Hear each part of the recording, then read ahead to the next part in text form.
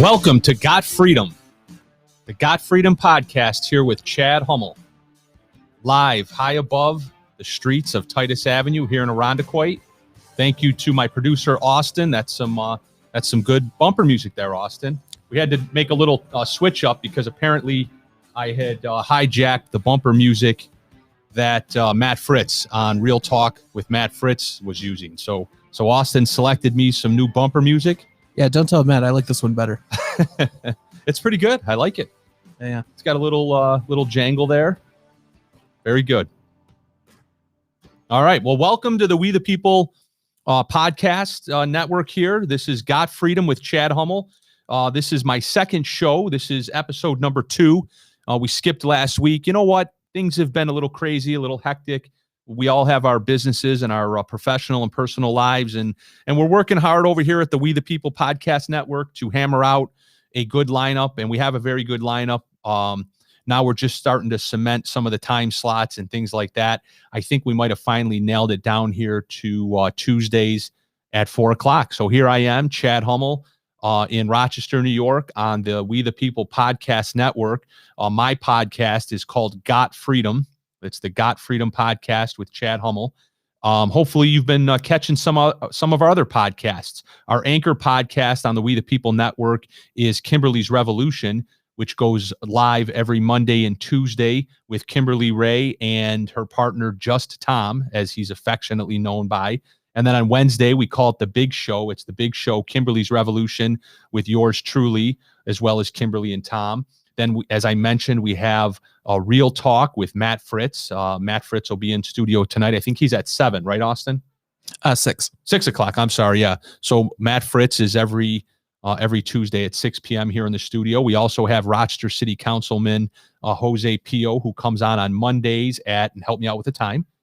4 o'clock every Monday. 4 o'clock with Jose Pio. He had a great podcast yesterday. He brought on a mayoral candidate for the primary today, mayoral candidate Malik Evans, and they did a tremendous show yesterday.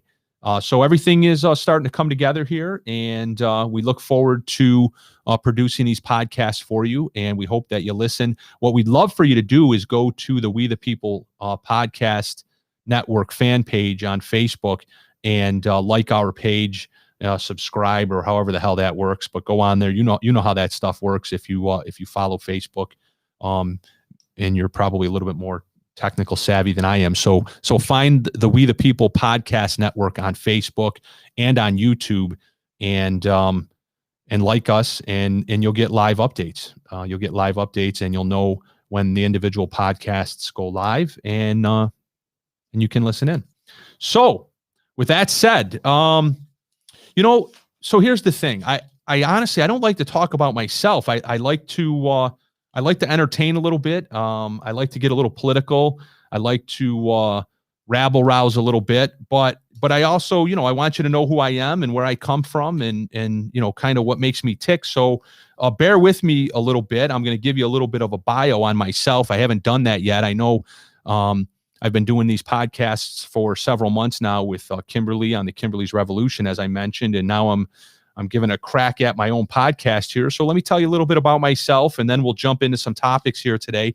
Some of the topics that I want to discuss are, maybe you've heard. So the city of Rochester is, of course, named after a gentleman by the name of Nathanial Rochester, but there's some progressives and some evil, twisted people, quite frankly, that have an ulterior agenda, and they're looking to change the name, right? We're looking to get rid of that name because it's no good anymore. So we're going to talk about that a little bit. We're going to talk about guns. We're going to talk about the violence in the city, the Second Amendment, and a couple other topics. So, but back to myself a little bit here. So I'm a lifelong resident of Rochester, New York. I was born and raised here. I'll be 47 tomorrow. My birthday is June 23rd. I was born June 23rd, 1974, at the old Genesee Hospital in the city of Rochester on Alexander Street. And I've resided here my whole life. I grew up in the inner city. I grew up in the city of Rochester on Ernst Street. Some of you, unfortunately, may know Ernst Street because it's probably one of the murder capital streets of the city of Rochester right now. In fact, unfortunately, several years back, Ernst Street is where Rochester City police officer Daryl Pearson was murdered by an individual in the inner city of Rochester, New York. But I grew up on Ernst Street. I lived there for 9 years as a child, and went to luckily, my parents worked hard and sent me to private Catholic schools so that I didn't have to go to the city schools that were in that neighborhood, in that neck of the woods. But went to Sacred Heart and then went on to Cardinal Mooney for a stint before it closed. Then I graduated from Aquinas, moved on to St. John Fisher College here in Rochester. And then I worked for 3 years before I went away to law school. I went to the University of Dayton in Southern Ohio for law school. And then I came back to Rochester. Rochester's always been my home. I enjoy living here, other than, of course, the ridiculously overregulated politics and high taxes that we all must succumb to in this godforsaken state. But Rochester's beautiful. I love the geography here. I love the climate here is wonderful. We have our 4 seasons, of course. It is a good place to raise a family as long as you stay out of the city where people are getting murdered every single night.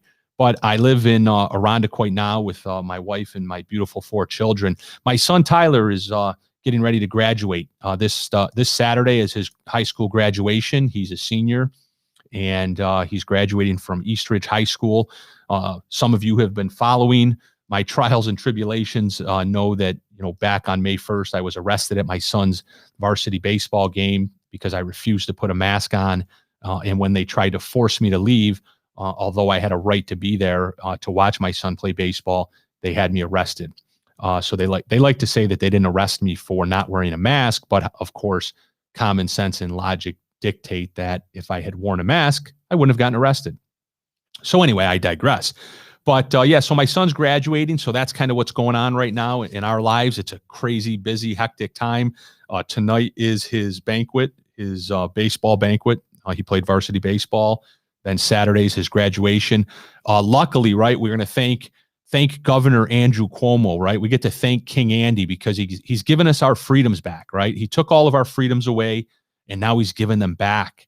So we went from last year, basically hardly a graduation ceremony at all for the outgoing seniors. This year, as of a few weeks ago, graduation was limited to 2 people. And so basically it was limited to my wife and myself going to my son's graduation, and they were requiring a vaccine or proof of a negative COVID test. And then they slowly started to lift those restrictions. They slowly started to give us our freedom back. And now we're at the point where we just found out last week that, and I'm going to take these earphones off, Austin. It gets a little toasty under those headsets. So you guys can hear me okay as long as I talk into the mic. But so they've slowly lifted the restrictions. Now we're up to 7 people can attend. So the government, hold on, we got a little video glitch there. So the government has given us the authority now to attend 7 people deep. So 7 people are now allowed to come and breathe outdoors in close contact with other people at my son's graduation. So that's good, though. We're very, very, very thankful to the government for giving us that freedom and that right to go to our kids' graduation. The grandparents can now come and see their grandson graduate, and that'll be this Saturday. So we're excited. My son Tyler just got his first full-time job. He started working at the Seabreeze Water District here in Irondequoit yesterday. So that's going to be a full-time job this summer. And he's still kind of up in the air as to what he's going to do come fall. He's potentially interested in going to either a community college or a junior college, but he really wants to get out of New York State, which, you know what? It's a shame. Do I want to see my 18-year-old son up and leave New York State? Of course not. Nobody wants to see their kids move away. But at the same time, I'd be a hypocrite if I didn't support his decision if he ultimately decides that. I mean, look what he's dealt with. Look at the environment that he's been raised in. Look at the school environment that they've laid upon him for the past 18 months.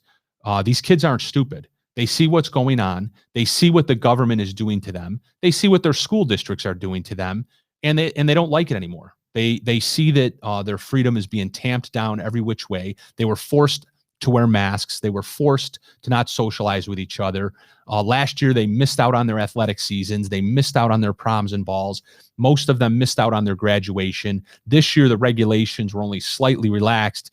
So what do you think they're going to do the first chance they get to get out of this, as I mentioned earlier, this godforsaken state? They want to hightail it. So we'll see what happens. Again, I don't want to see my son pack up and leave, but he's really tired of Andrew Cuomo. And he's looking to maybe go down south, maybe to the Virginias or the Carolinas.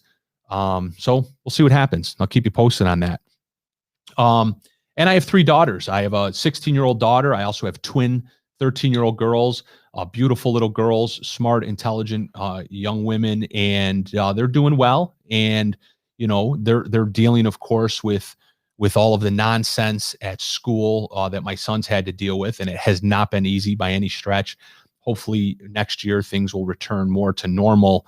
But honestly, quite frankly, I'm starting to wonder if we should even send our kids to these schools anymore, right? I mean, look what they did to our kids for the past 18 months. And make no mistake, you don't blame COVID, right? I can't stand the victim mentality, there's nothing we can do. Our hands are tied. It's a virus. We're just trying to deal with it. We're all doing our best. Those are all just excuses, right? Those are all excuses. Everybody in every walk of life, private business, government sector, everybody found a way to deal with the so-called COVID pandemic and survive over the past 18 months. A very, very, very nominal percent of individuals in the entire United States suffered tremendously from getting sick from COVID. In fact, if you were over the age of 50, if you were under the age of 50, it was statistically almost a zero as far as the death rate and serious illness. So everybody managed to deal with it just fine, except for some reason we decided to go after our children. And when I say we, I'm looking into the camera at you, the government, and you, the local school districts, who stood by idly and claimed that your hands were tied and there was nothing you can do about it. So, but that's where we're at with schools. We'll see what happens come the fall. So I mentioned I'm an attorney. I have my law practice here in Irondequoit. I've been an attorney for about 18 years. I have a general practice law firm. I do a little bit of everything. I tell people that I pretty much have done at least one of everything in my career. I do real estate closings. I do wills. I do estate work. I do general civil litigation. I do criminal defense work. So really just kind of a little bit of everything. The name of my law firm is the Law Office of Chad Hummel. Go figure. So along with being an attorney, I'm also a real estate broker. I have a small independent real estate company by the name of Revere Realty. And as many of you know, the real estate market is it's pretty crazy right now. If you're a buyer looking to buy a house, it's pretty difficult. It's pretty tough sledding right now. People are paying through the nose for residential real estate right now here in Monroe County, in Rochester. I just, by way of example, there's a house near me on my street that probably 18 months ago, it was probably worth somewhere in the range of 150 to 175 max. And it just sold for north of $250,000. And that is not an anomaly. That's what's going on everywhere right now in the Rochester region with real estate. People are listing their houses for 200 and they're selling them for 250. People are listing their houses for 250 and they're selling them for 300. And the 250 listing price is already well north of what that house was worth just a short period of time ago. So the real estate market is hot. We have several agents here at Revere Realty. So if you're looking to get into the market of buying a house, I'll be honest with you, it's not a great time to try to buy. But if you have to buy and this is where you're going to be here in Rochester, then look us up at Revere Realty and we'll see if we can help you out. Of course, if you're looking to sell, a lot of people are looking to sell right now because of the spike in real estate values. Of course, if then you have to turn around and buy, that doesn't really help you out. But if you're going to be relocating or if you're going to be downsizing, now's the time, right? Take advantage of the market. It's not going to last. In my opinion, this is a bubble. Rochester, this region for real estate, has not seen a bubble like this, not in my lifetime. So I'm not sure how long this is going to last, but eventually things will return to normal. So if there's a way to take advantage of it, you better do it now. I wear a lot of hats. I also have a real estate property tax assessment consulting firm called The Tax Opposer, thetaxopposer.com. Look me up online. What I do there is I help residential property owners get their assessment reduced down to what it should be. So for example, if your house is assessed at $200,000 and it's really only worth $170,000, then you're paying taxes based on an inflated assessment of about $30,000. And that can equate to $1,000 or more a year in property taxes that you're overpaying. Each town has its own individual tax rate. So depending upon what town you live in and what your individual tax rate is, that will affect the overall tax savings. But if the town is overvaluing your property, you get a chance to grieve that assessment once a year. And I have a nice little niche business here in the Finger Lakes region, so you can contact me. I've represented thousands of homeowners in this Finger Lakes region since 2009. So look up thetaxopposer.com and you can find me there. So so that's that's kind of what I have going on in my personal life with my son graduating, the landscape for school next year for my 3 daughters, my professional career, and now of course the podcasting thing. So as I mentioned earlier, this is something that that kind of popped onto my radar a few months back with COVID going on, with meeting many local individuals that are involved in media outfits. This is kind of how things have landed. So we're here in the We the People podcast studio. This is in Irondequoit, New York, in the Rochester region, Western New York. Some people call it Finger Lakes region. Some people call it, but we're at the We the People podcast studios. And this is the Got Freedom podcast with Chad Hummel. So in a minute here, we'll jump into some of these topics that I mentioned earlier. And, Fitzy, do me a favor if you can. Or I'm sorry, Fitzy. Austin. Fitzy's our producer back at Rockbox Studios. I see how it is. It's fine. In Bushnell's Basin. Sorry, Austin. I'm so bad at taking a look at the comments here. So if you see anything that looks exciting for me to respond to, I want to keep my we don't have a call-in ability yet, but I want to keep my followers engaged here. So I want to take a look at your guys' comments here every once in a while. Thank you for the happy early birthday there from Lori Rodwell.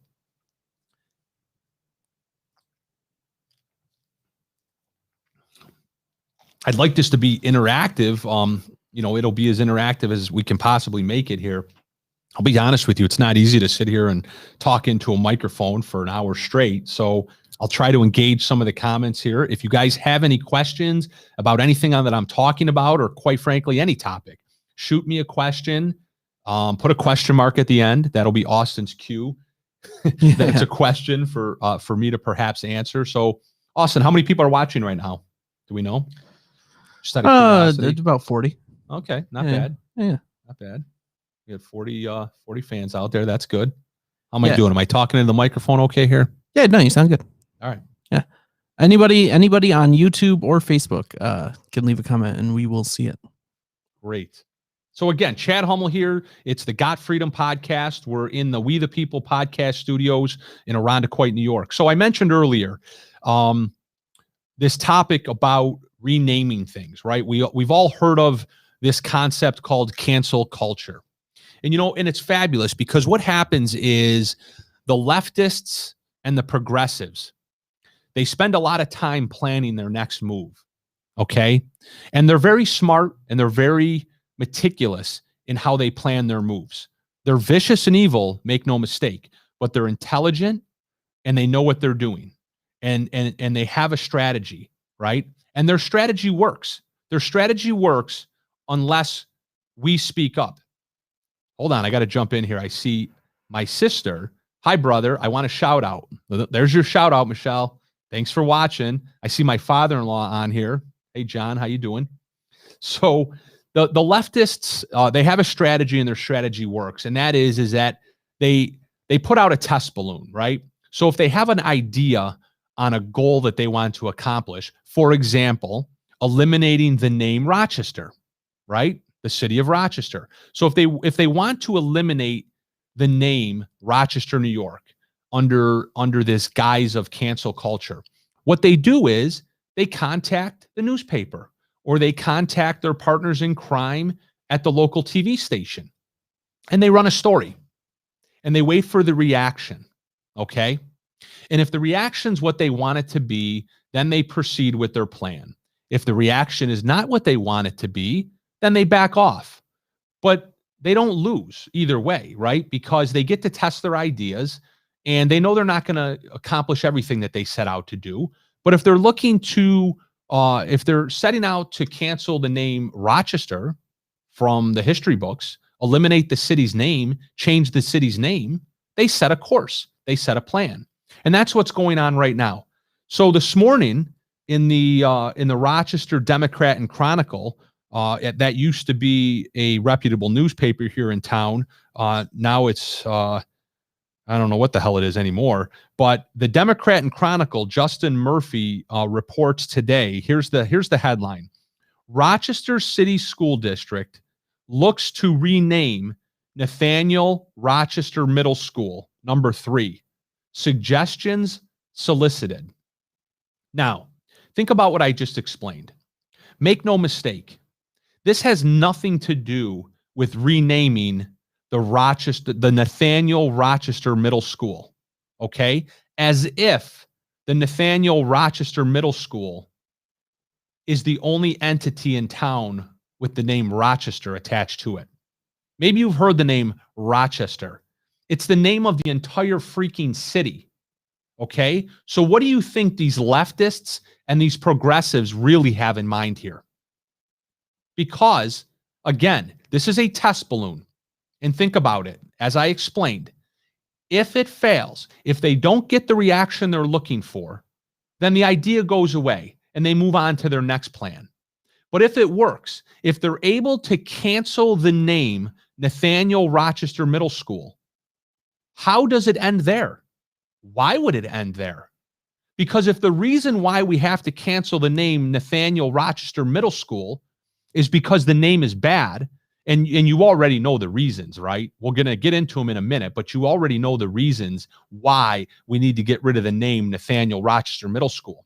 But if we need to get rid of that name and we're successful in getting rid of it, and of course, when I say we, I'm referring to these evil leftists and progressives, then why would we stop there? Why would they stop there? If the name is bad and you get rid of it on a little old middle school in the city of Rochester that nobody's ever even heard of other than the kids that have gone to school there and the people that live in the neighborhood, then why wouldn't we also get rid of the city of Rochester?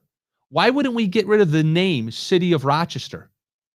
Why wouldn't we then get rid of the name Rochester Red Wings, our local baseball AAA affiliate that's been around for north of 100 years? I believe one of the oldest, if not oldest, minor league baseball franchises in the country. How does the name Rochester Red Wings survive? How about the Rochester Americans? Americans. How has that name survived? That'll be next on the list.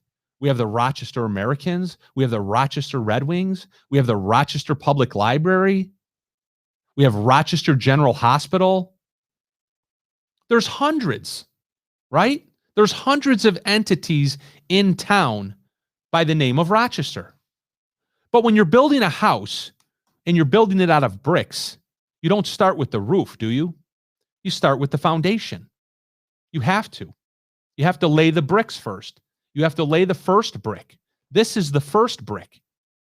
The first brick is, let's see what happens when we contact the Democrat and Chronicle and we put the test balloon out there that the name Rochester is no good.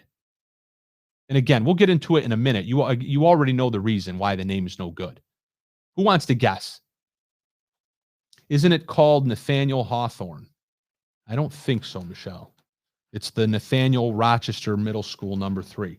Who wants to take a guess as to why Nathaniel Rochester, named after the founding father, essentially, of the city of Rochester, who wants to take a guess as to why we need to get rid of the name of the city, the name of the school? The city will be next. Is anyone guessing, Austin? You know, when I do Facebook Live, people guess right away. Oh, I'm sorry. Well, It's not your fault. Yeah. Do you want me to guess? Yes, absolutely. Oh, okay. We need somebody to help. Oh, we got to guess. We got to guess because he's a white man. You're on the right track, David. That's correct. He was a white man. And what did white man do in the 17 and 1800s? And apparently they still do. Betty White. That's funny, Dave. I'm gonna put out slave owner. That's correct. Oh, you got it, Austin. He was a slave owner. He was a slave owner. And I'll be honest with you, let's be technical if we can. I mean, I don't know. I wasn't around then. I didn't own slaves. My ancestors, yes, Lori, you got it. Did he own slaves? That's correct. I don't know technically what it meant to own slaves versus hold slaves. But according to the news article, Nathanial Rochester was born in Virginia in 1752 and held at least 11 people in slavery there. The wealth he and other Southern speculators attained through the slave trade is what enabled them to purchase the land that would become metropolitan Rochester.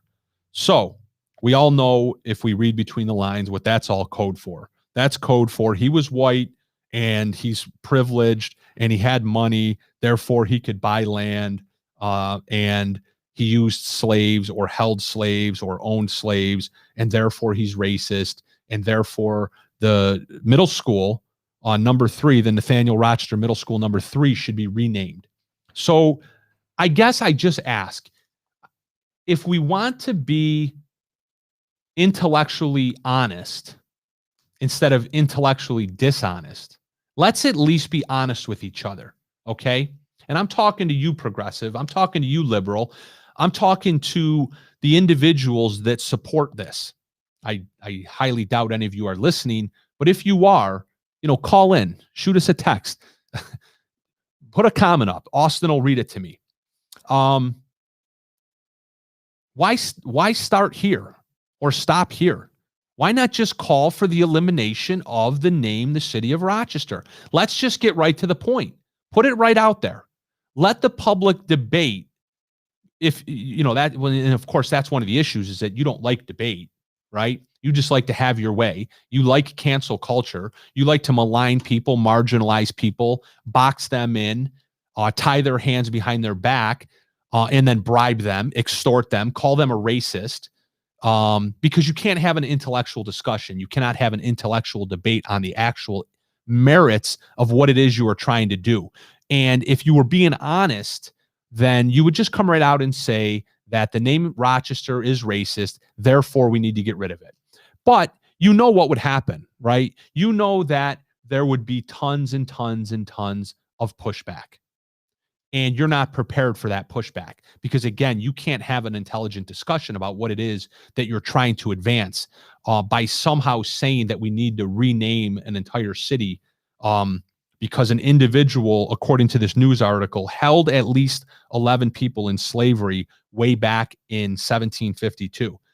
Because, you can call it a conspiracy theory all you want, but the truth hurts, right? And I've said it for many, many, many years, long before I had this platform to say it to you. And that is, liberals and progressives never, ever, ever stop. They never quit. They're never satisfied.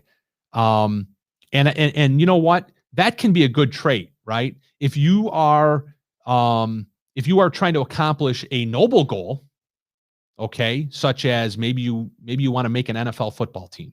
So you start off by working hard in high school, you get a scholarship to college, you hit the weight room every day, you run, you continue to work hard, you study film, and then you seek to get drafted, and you do all the right things, you get good grades in school, you study hard, and then you hit your goal, and that's the NFL, let's say. But when your goal is to cancel people, and when your goal is to create a Marxist, classless society, this is what you do. This is what you do. You float test balloons out there like this, where you claim that that an individual who founded the city of Rochester a couple hundred years ago is a racist, and therefore we need to eliminate the names of school buildings, etc. Let's just cut to the chase. Say that you want to get rid of the name City of Rochester. Let's have that discussion. Let's have that debate. But no, what you're trying to do is you're trying to lay this brick so that then you can come back later and say that, okay, we were able to do this and nobody said a word. Therefore, we must have been right. Now let's take the next step.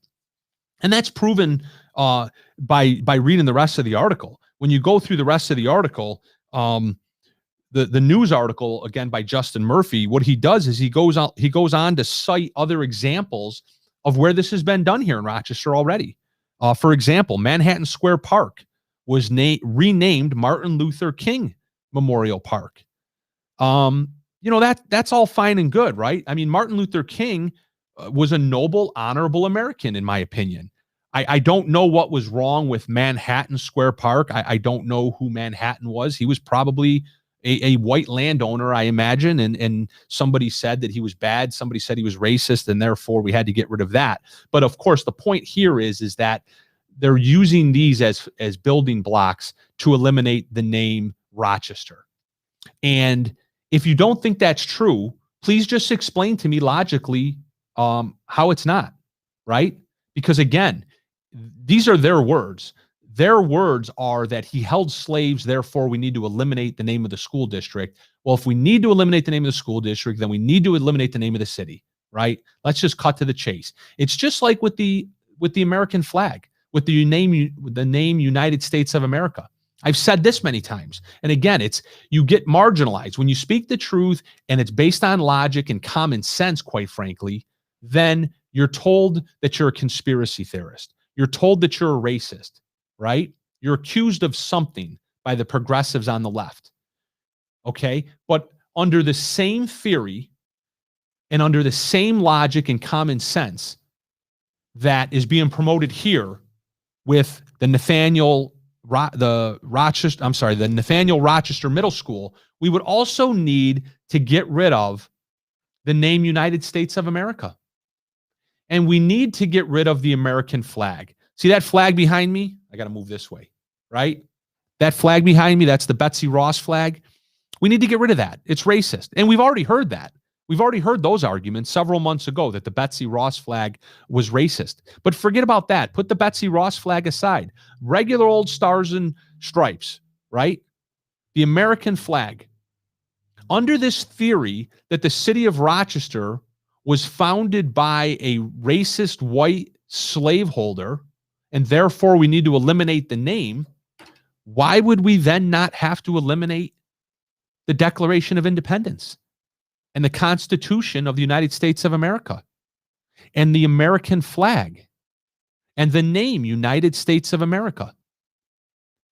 Because all four of those things, those founding documents and those founding symbols of American freedom and democracy were all done by these same white individuals, these landowners, these slaveholders, right? How do you argue that? Again, if I had somebody in the room here on the progressive left, I'd love to have that discussion. Elizabeth says that Macy Gray said we need to get rid of the American flag. Yeah, I haven't heard that yet, but it has to be out there.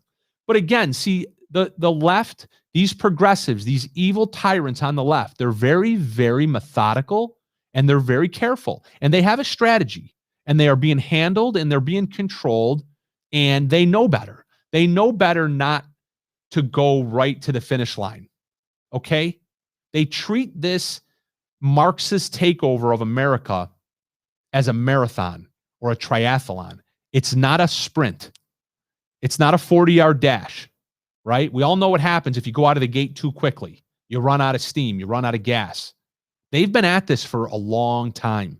They've been at this for decades. For decades, they've been enslaving minorities on welfare, breaking up their families, and then blaming you and I who believe in freedom. They've been at it for decades. And just now, they're starting to reap the benefits of the evil that they've been sowing for decades. So now they're stepping up their game a little bit. Now they're coming after the names of cities. If you and I had said this just 2 years ago, 3 years ago, which I did, if we said things out loud like, well, what's next? What's next? That you're going to want to eliminate the city of Rochester? You're going to want to eliminate the name, the city of Rochester? Do you know what they would have said to you? You're nuts. You're crazy. You're a conspiracy theorist. Where's your tinfoil hat? And you know that's true because many of you watching, many of you listening, you were smart enough to recognize this several years ago and you spoke out about it and you were called a conspiracy theorist. I've been on Facebook, I think, since about 2008 or 2009. Has it been around that long? I'm not even sure. Around about then. I was in high school, so that makes sense. I've been on Facebook for a long time. All right. And I don't know how far back you can go on somebody's Facebook thread, but if you were to go back a decade and read my Facebook posts, I was saying these things. And I'm telling you, I'm really not trying to pat myself on the back. I'm just speaking the truth. Okay.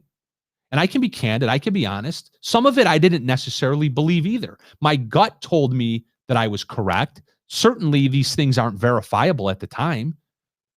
They're never factual at the time. When you make predictions, they're never factual. The facts have to bear out. But it's your prediction based a lot of times just on your gut, your instincts, your common sense, what logic dictates, and most importantly, history, right? There's that saying that if you don't know your history, you're damned to repeat it. We've seen historically what happens in nations where these tactics are used.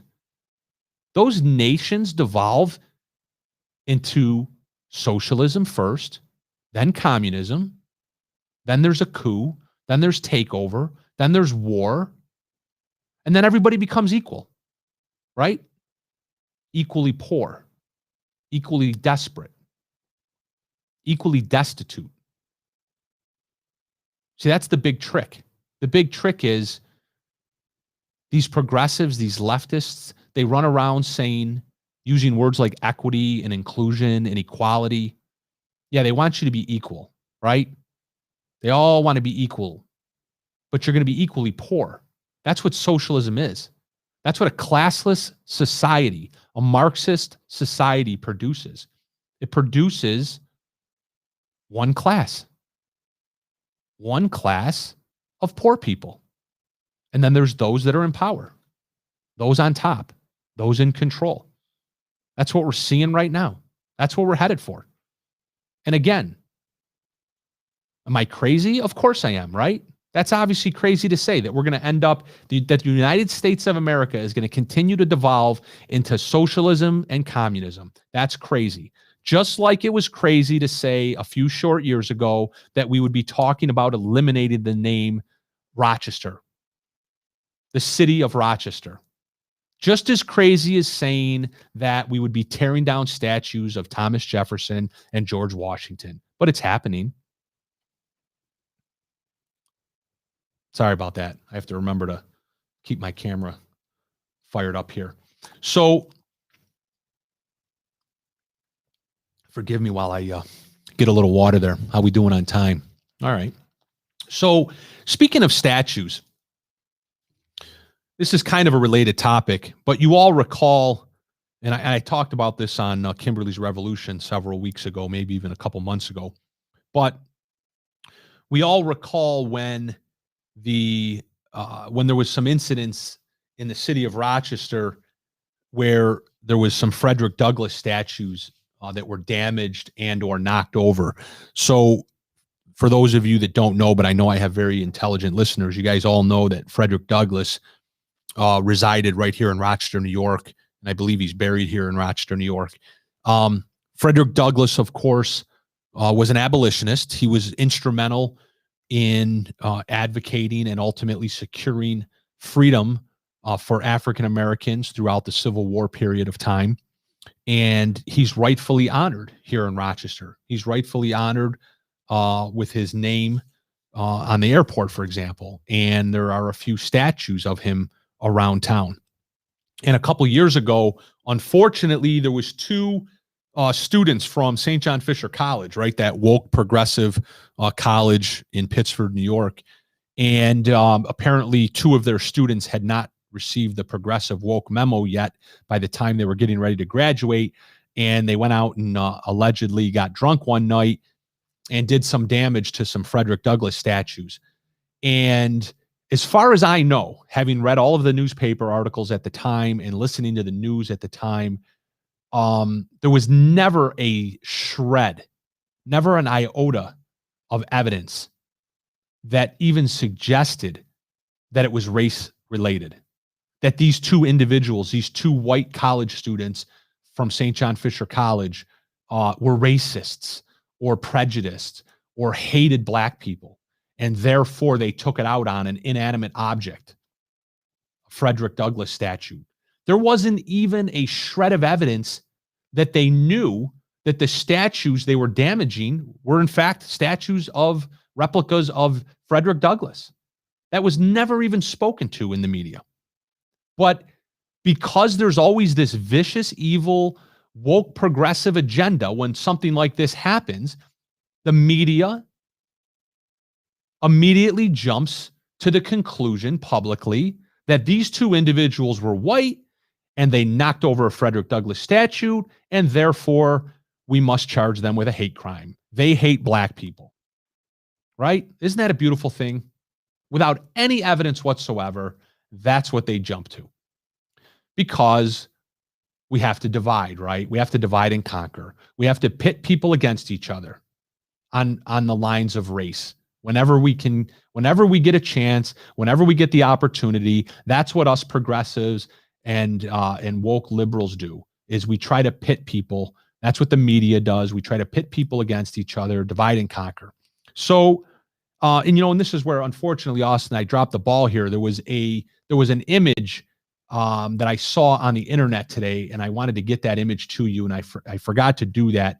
But it was an image of a statue. It was actually Nathanial Rochester here in Rochester, New York, where he was spray painted. And somebody even spray painted BLM on the statue. And I haven't heard a peep. I haven't heard a peep about that. I haven't heard anyone in the media go after Black Lives Matter and call them racist, call them, haters of white people. And because Austin is absolutely an incredible in-studio production manager, did I get all the proper titles in there? Look at that. Yeah. Hold on. Look at that.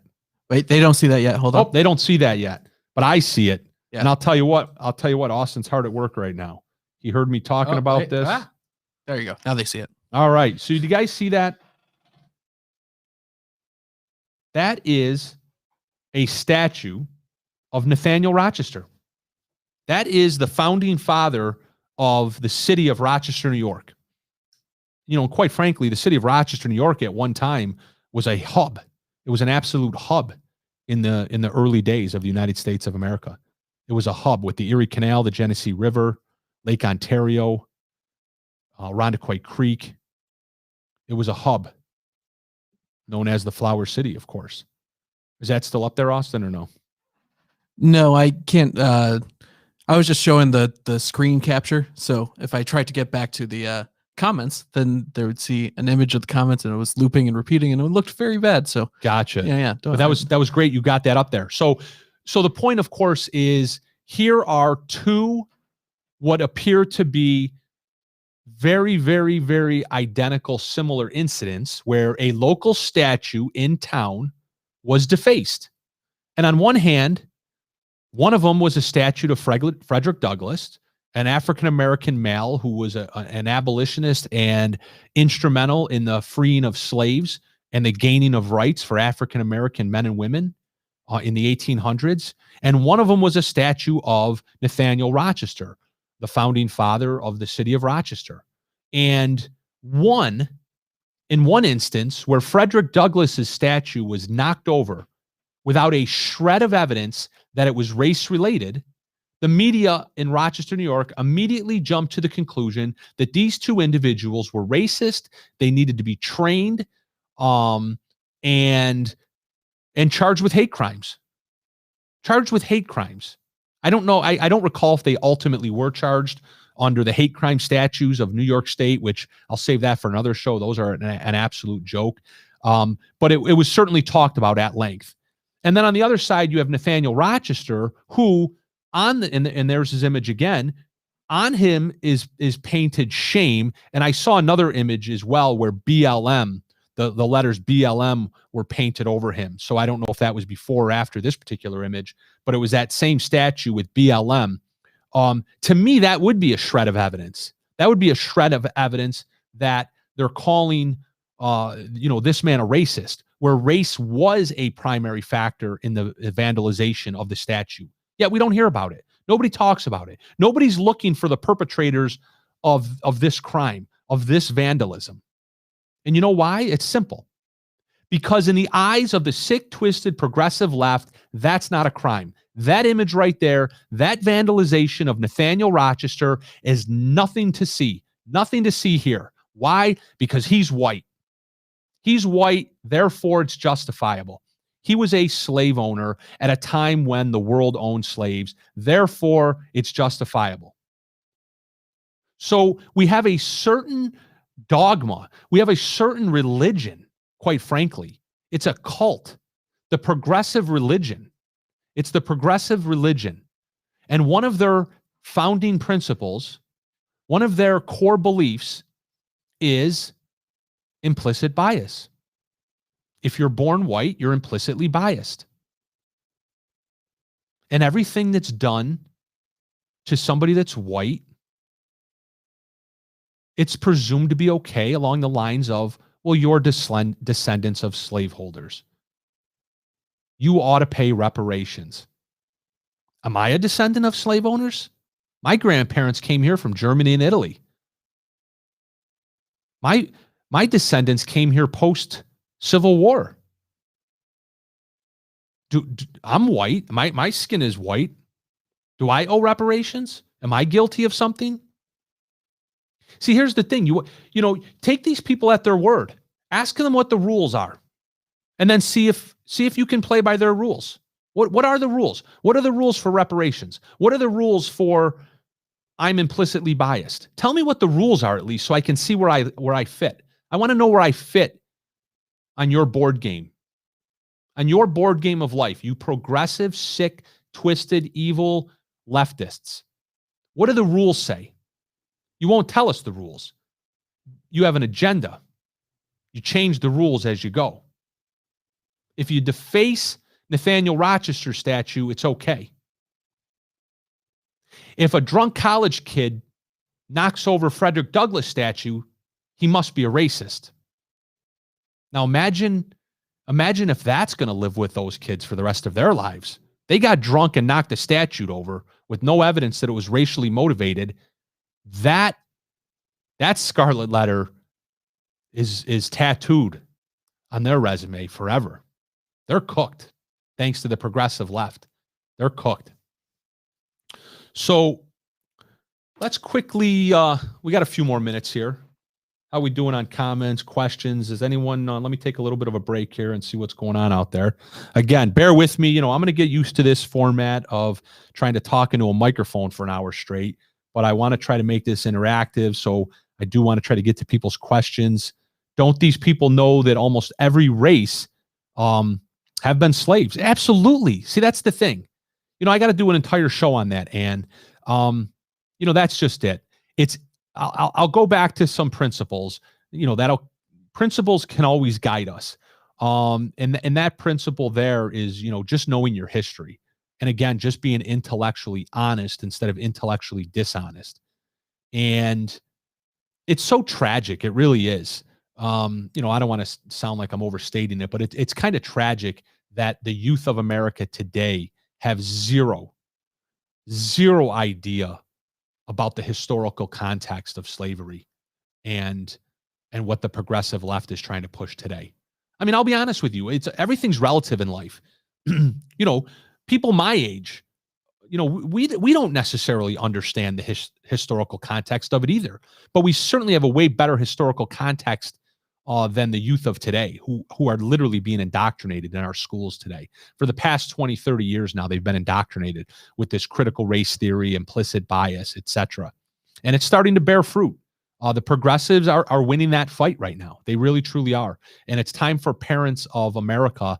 And I love to look at the local situation because that's where we're best able to make change. But the youth of Monroe County right here in Rochester, New York, are literally being indoctrinated. They're being abused. To me, it's child abuse. If you or I were to do these things to our children at home, we would face the risk of CPS calling, right? Because we all know the nanny state likes to think they know better. They get to tell us when it's okay to abort our babies. They get to tell us when it's okay to spank our babies, right? And sorry for going off on the divergent tangents here, but think about the incredible irony there. In New York State, a baby can be born to a botched abortion. It can survive. It can be outside the womb, alive and breathing and a heartbeat.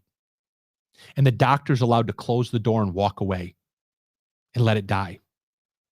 And if you don't believe me, look it up. Maybe I'll bring the law to you, the legal site to the next show.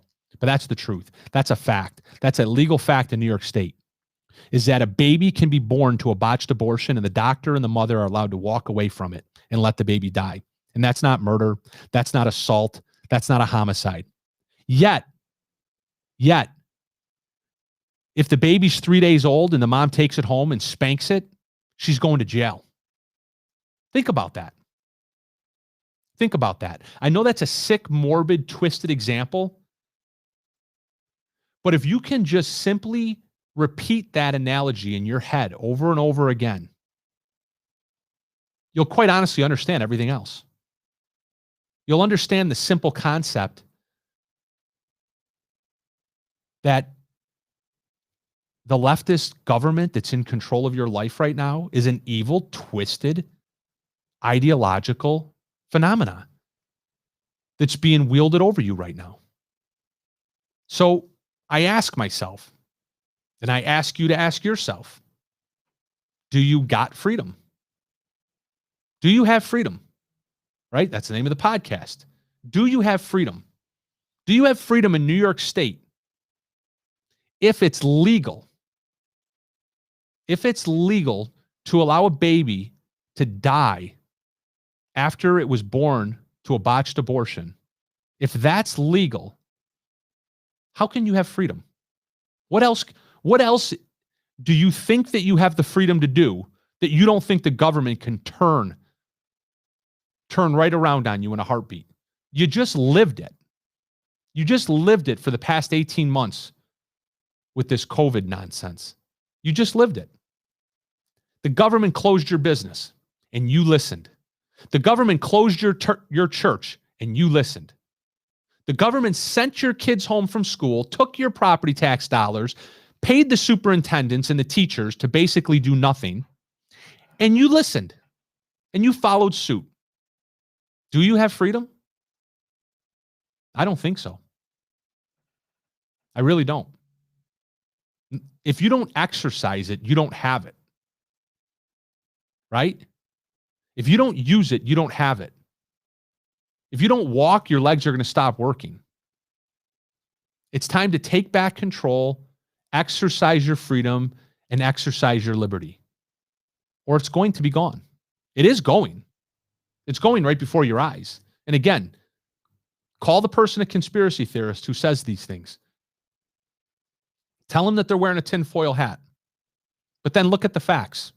Look at the facts of the individuals right now who are calling for the elimination of a name of a middle school, and tell me that it's a conspiracy theory that they're looking to get rid of the name City of Rochester and that they're looking to get rid of the name United States of America and they're looking to get rid of the American flag because the American flag must be a symbol of slavery. If Nathanial Rochester, if the name City of Rochester is a symbol of slavery, then how the hell is not the United States of America and the American flag a symbol and a name that represents racism and slavery? Tell me how. I'm real interested to know the answer to that. New York State, Lori says, New York State went to hell when the Democrats took over. So glad we moved to a red state and we never looked back. Yeah, wherever you are, Florida, you're probably obviously somewhere in the South, right? You're in Florida, you're in Texas. Congratulations. We'd all like to be there, I imagine, at some point. All right. Well, we're running out of time, so I don't want to get into another boondoggle of a discussion. But one of the things that I wanted to get to today was the violence in the city of Rochester. So Lori says she's in Florida. Yeah, exactly. I knew you were down there. I'll quickly touch on the subject. So maybe you heard of this thing called the Second Amendment. I don't know. I mean, here in New York State, I'm not quite sure that it actually exists anymore. But I posted on my Facebook about a week or so ago that the state of Texas, as of September 1st, is resorting, I like to say they're resorting, or they're going back to the concept of this novel concept of constitutional carry, right? And it's insane, quite frankly, to me, that we even have to label it that. Because, again, if we're being intellectually honest and we're not trying to be politically correct, we're just trying to speak the truth. Because let's face it, the phrase politically correct is a substitute for speaking the truth. Because otherwise, why wouldn't we just call it speaking the truth? No, it's not speaking the truth. It's being politically correct. Not correct, but politically correct, right? So not telling the truth, but rather speaking in a way so that you're not offending somebody. But then how do you pick and choose who to offend and not offend? But anyway, so Texas is going back to something called constitutional carry, which of course basically just means that they're allowed to apparently freely exercise their Second Amendment right to carry a firearm to defend themselves in the event that they need to defend themselves. Because here in New York State, if you're attacked, if you are the subject of a carjacking, like a woman was out in Webster last night, and you don't have a firearm because you don't have a permit for one, then I guess you could call the police and ask the carjacker to wait till the police arrive. Or if you're in the city of Rochester, you could ask the carjacker to wait until the police arrive, which will be a couple hours probably, because the police are afraid to arrive because they know when they arrive, somebody will be videotaping them, and then they will say something or do something wrong that offended somebody. And then the mayor will go on the record calling for their firing, and so on and so forth. So in Texas, they're going to go back to constitutional carry, where they can just carry a firearm under the simple, plain language of the Second Amendment and defend themselves without having to go through a ridiculous and long permit process. And to that, I said this on Facebook. The folks in the city of Rochester, they've been carrying without a permit for forever now, right? I mean, let's face it. There's been 30, 40 murders in the city of Rochester already this year. Hundreds of shootings. I have not taken a look at the statistics. I don't know that these statistics would be available, but I will bet you $1 million. How much should I bet? 100 million, Austin? You want to kick in some? What do you got 100 million to kick in? I have like $5 in my pocket. Austin, we're gonna win. Austin, we're gonna win the bet. You just kick in however much you want. Okay. Well, I have $5 on me. $5. All right. I will match your 5 and raise it to 5 million. I'll bet 5 million, including Austin's 5, that not one of these individuals had a permit for their firearm. Do you really think that an individual that is driving down Hudson Avenue and is getting ready to spray bullets into a crowd of individuals, which has literally happened about 3 times in the past 10 days in the city of Rochester, do you think that individual actually filled out the 2-3 dozen page permit application for that firearm and then waited the 9 months and then went down to the Monroe County Clerk's office and got his picture taken and got 4 references And do you think that the Monroe County Sheriff's Department followed up on those 4 references and deemed that person fit to carry a firearm? Are you out of your ever-loving mind? There's no reason for a permit. The people committing the crimes don't carry the permit. You and I carry a permit. Law-abiding citizens carry a permit. Individuals, by the mass majority, probably, again, I don't have the statistics, but imagine 98%, imagine 99% of the murders and the gun crimes that are committed are done by people that don't have a permit. Certainly every once in a while, an angry, jealous husband murders his wife's boyfriend when he finds out they were having an affair and he has a permit for the weapon that he's using. But that's 1 out of 1,000, isn't it? We've heard nothing but gunshots and murders almost daily in the city of Rochester in 2021. Tell me, show me which one of these individuals had a permit for their firearm. The permit regulations are a joke. They're an affront to your constitutional liberties. And I'll leave you with this. And I really want to go in length and depth on this topic on my next podcast next Tuesday, Got Freedom. And that is, we all know how woke the individuals in America are that recognize and claim that the war on drugs was a racial thing, right? It was a war on the inner city youth. It was a war on black males. You know what? You might be surprised what you're about to hear from me. There may be some truth to that. But here's the key, though. Whether or not there's truth to it, I believe in consistency. I believe in logic and common sense. If that's true, if that concept that the war on drugs was an affront to African-American males in our inner cities, then how are not the gun regulations an affront, right? How are they not an affront to African-American males in the city? If you're a 13-year-old African-American male in the city of Rochester right now, and you're trying to walk down the street and be a law-abiding citizen, should you not be carrying a firearm right about now to protect yourself? Should you be worried about going to federal prison under Project Exile if you're caught carrying this firearm in the city of Rochester without a permit? I think there's a constitutional problem there. Texas seems to think so. All right, I'm going to leave you with that. So thanks for joining me here on the Got Freedom podcast, Got Freedom with Chad Hummel. We're going to be here every Tuesday at 4 o'clock. And please go to the We the People Podcast Network. Remember to become a member or click or like or whatever you're supposed to do when you get there. You'll get the automatic notices, the live updates when one of our podcasters is putting their live content out there. Join Matt Fritz, Real Talk with Matt Fritz this evening at 6 o'clock on the network, or the We the People Podcast Network.